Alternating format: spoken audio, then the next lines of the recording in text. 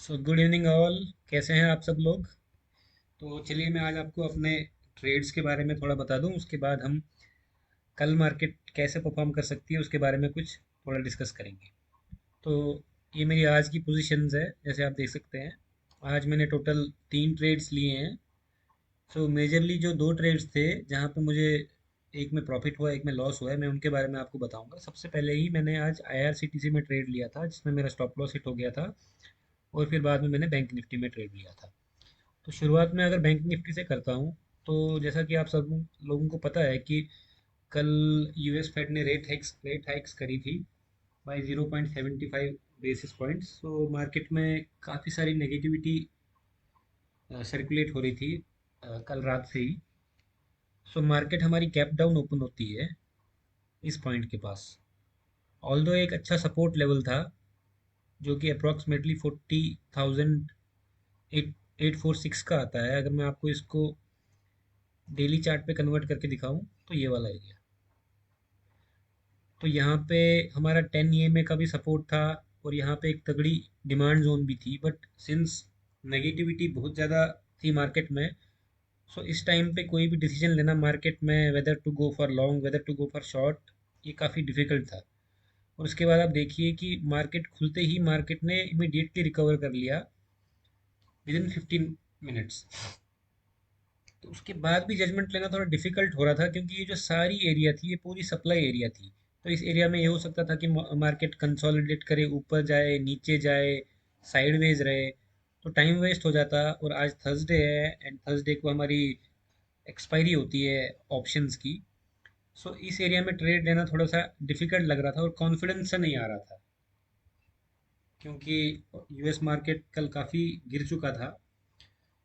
सो इसलिए मैंने शुरुआत में क्या किया, मैंने इंडेक्स में कोई ट्रेड नहीं लिया।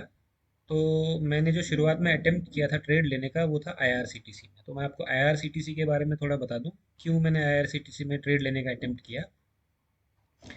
अगर आप आईआरसीटीसी का डेली चार्ट देखेंगे, तो आईआरसीटीसी पिछले 8-10 दिन से ये जो जोन है 750 से लेकर 735 के जोन में कंसोलिडेट कर रहा था।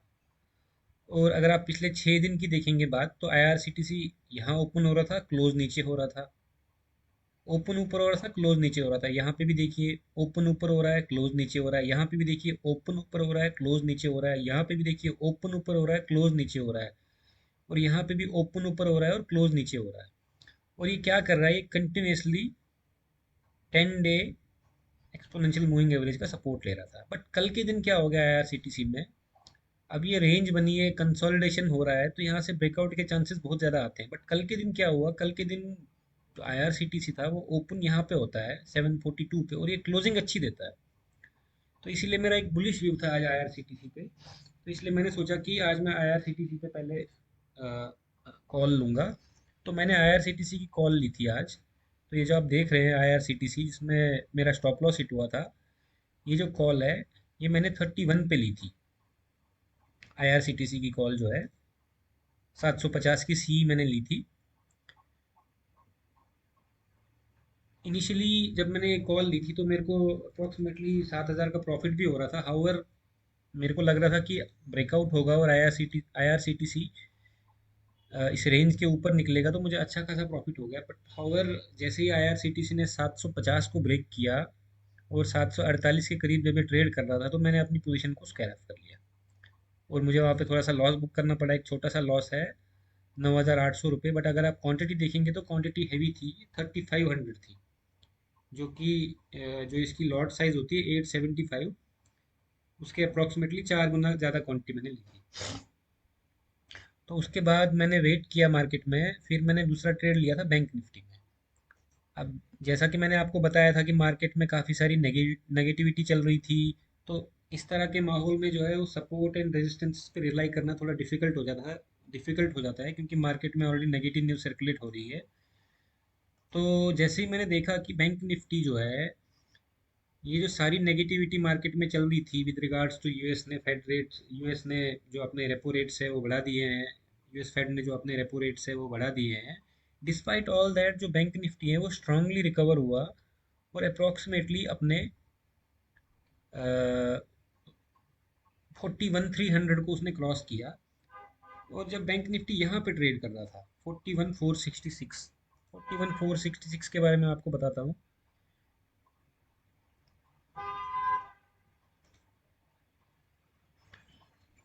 तो अगर आप इस लेवल को देखेंगे,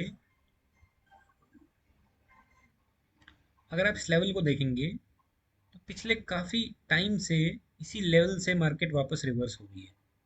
ये देखिए इस एरिया में,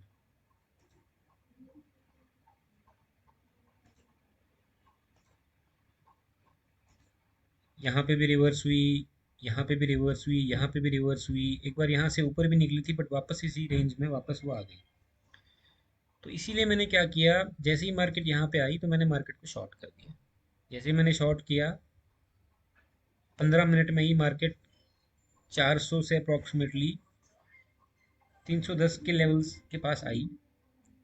तो शॉर्टिंग में मुझे अच्छा खासा प्रॉफिट हो गया, अप्रॉक्सीमेटली 27,000 का प्रॉफिट हुआ। तो जो मैंने आईआरसीटीसी में लॉस किया था वो भी रिकवर हो गया, और अल्टीमेटली मेरा जो डे की क्लोजिंग हुई प्रॉफिट में ही क्लोजिंग हुई। तो अब अगर मैं आपके लिए कल के लिए ट्रेड सेटअप बताऊं, बैंक निफ्टी अगर मैं इंडेक्स की बात करता हूं तो अगर आप डेली चार्ट देखते हैं बैंक निफ्टी का, एक पिछले कम से कम भी 8 दिनों से बैंक निफ्टी इसी रेंज में ट्रेड कर रहा है, और 40,853 से 41,653। तो बैंक निफ्टी एक अच्छी मूव देख सकता है अगर ये 40,500 के ऊपर निकलता है और 5 मिनट सस्टेन करता है। आपके जो टारगेट निकल के आते हैं वो 42,000 के भी टारगेट आपको आराम से देखने को मिल सकते हैं, क्योंकि ये रेंज बहुत बड़ी है, और अगर इस रेंज का ब्रेकआउट होगा तो ऑलमोस्ट 600-700 पॉइंट का हमको अप मूव बैंक निफ्टी में देखने को मिल सकता है। और जो आज की सारी नेगेटिविटी थी, जो कल की जो नेगेटिविटी थी कि यूएस फेड ने रेट हाइक्स किए हैं, वो सारी मार्केट में फैक्टर इन हो चुकी है। अगर अगर मार्केट को गिरना होता ड्यू टू दिस नेगेटिविटी तो आज ही गिरता, बट मार्केट गिरा नहीं है आज। सो अगर इंट्राडे की मैं बात करूं, ये तो मैं आपको शॉर्ट टर्म की बात बता रहा था। इंट्राडे में कल अगर मार्केट हमारा इसी रेंज में ओपन होता है,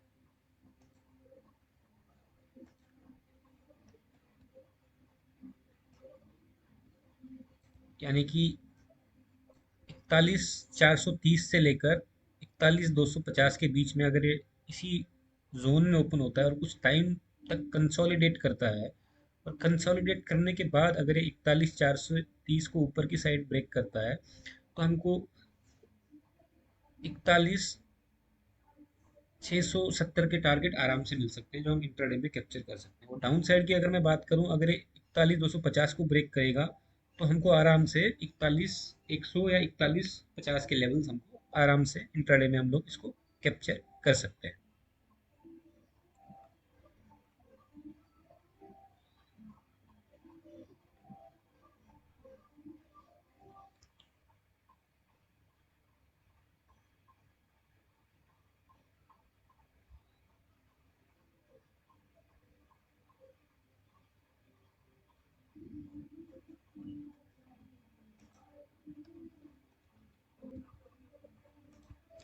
तो अब मान लीजिए अगर कल मार्केट गैप अप खुलता है, मार्केट, मेरा कहने का मतलब है बैंक निफ्टी की बात कर रहा हूँ मैं, अगर बैंक निफ्टी कल गैप अप खुलता है, अगर मान लीजिए इस लेवल के पास गैप अप खुलता है, तो यहाँ पे हमको प्राइस एक्शन का वेट करना पड़ेगा, क्योंकि मार्केट पहले भी यहाँ से रिवर्स हुई और एक शार्प सेलिंग मार्केट में आई थी। तो प्राइस एक्शन में हमको देखना पड़ेगा कि अगर मार्केट गैप अप खुल के और अगर मार्केट 41,500 को टैप करता है तो यहाँ पे हमारे लिए एक बाई ट्रेड बनेगा। यहाँ पे हमको जंप नहीं करना है। अगर मार्केट 41,670 से लेकर 41,700 में खुलती है तो यहाँ पे हमको डायरेक्टली जंप नहीं करना है, हमको एक रिट्रेसमेंट का वेट करना है अप टू 41,500, और उसके बाद हमको अपनी बाई साइड की एंट्री लेनी है।